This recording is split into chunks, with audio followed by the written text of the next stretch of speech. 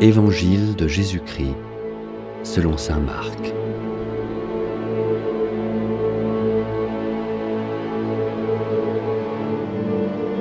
Chapitre 8.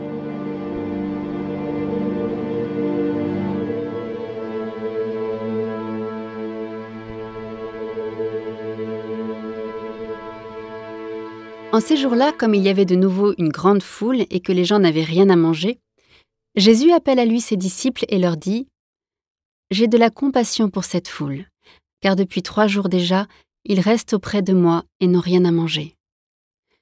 Si je les renvoie chez eux à jeun, ils vont défaillir en chemin, et certains d'entre eux sont venus de loin. » Ses disciples lui répondirent : « Où donc pourra-t-on trouver du pain pour les rassasier ici, dans le désert ?» Il leur demanda : « Combien de pains avez-vous » Ils lui dirent : « 7. » Alors il ordonna à la foule de s'asseoir par terre. Puis, prenant les 7 pains et rendant grâce, il les rompit et il les donnait à ses disciples pour que ceux-ci les distribuent.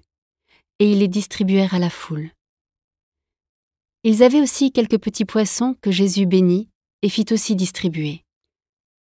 Les gens mangèrent et furent rassasiés. On ramassa les morceaux qui restaient, cela faisait 7 corbeilles. Or, ils étaient environ 4000. Puis Jésus les renvoya. Aussitôt, montant dans la barque avec ses disciples, il alla dans la région de Dalmanutha.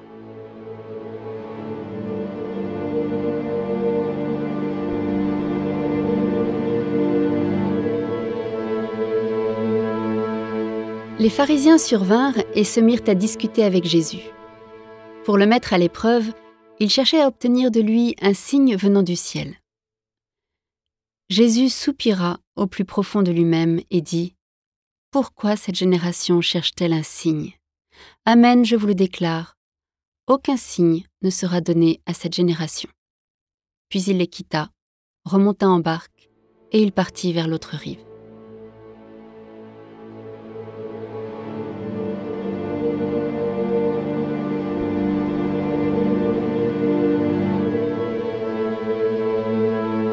Les disciples avaient oublié d'emporter des pains.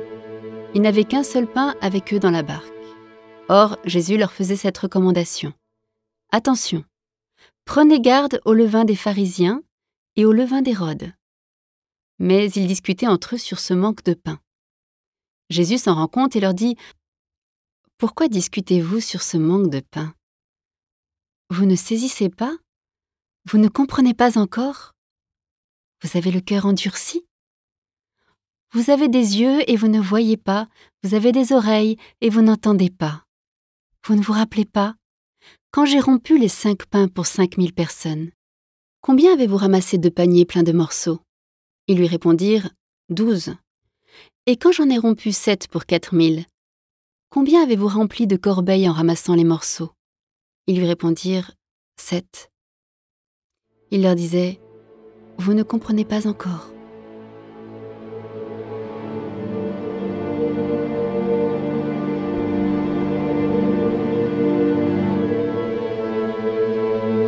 Jésus et ses disciples arrivent à Bethsaïde.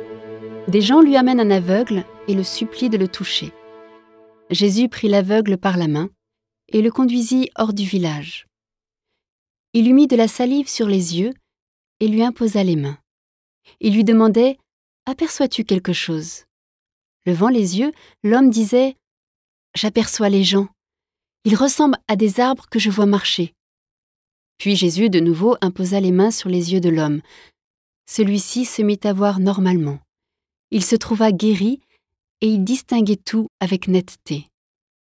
Jésus le renvoya dans sa maison en disant : « Ne rentre même pas dans le village. »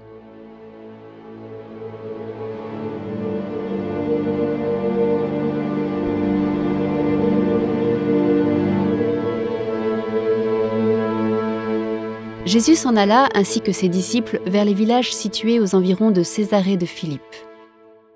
Chemin faisant, il interrogeait ses disciples : « Au dire des gens, qui suis-je ? » Ils lui répondirent : « Jean le Baptiste, pour d'autres Élie, pour d'autres un des prophètes. » Et lui les interrogeait : « Et vous ?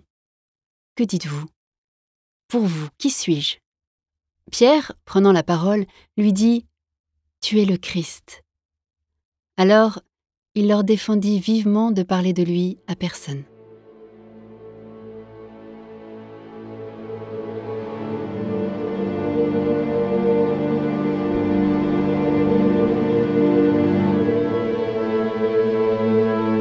Il commença à leur enseigner qu'il fallait que le Fils de l'homme souffre beaucoup, qu'il soit rejeté par les anciens, les grands prêtres et les scribes, qu'il soit tué, et que 3 jours après, il ressuscite. Jésus disait cette parole ouvertement. Pierre, le prenant à part, se mit à lui faire de vifs reproches. Mais Jésus se retourna, et voyant ses disciples, il interpella vivement Pierre. « Passe derrière moi, Satan. Tes pensées ne sont pas celles de Dieu, mais celles des hommes. »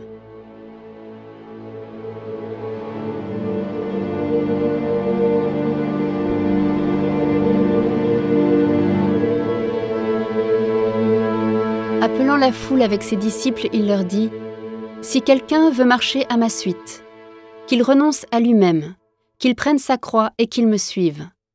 Car celui qui veut sauver sa vie la perdra, mais celui qui perdra sa vie à cause de moi et de l'Évangile la sauvera.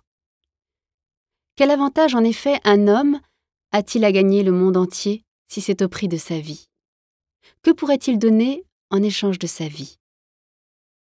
Celui qui a honte de moi et de mes paroles dans cette génération adultère et pécheresse, le Fils de l'homme aussi aura honte de lui quand il viendra dans la gloire de son Père avec les saints anges.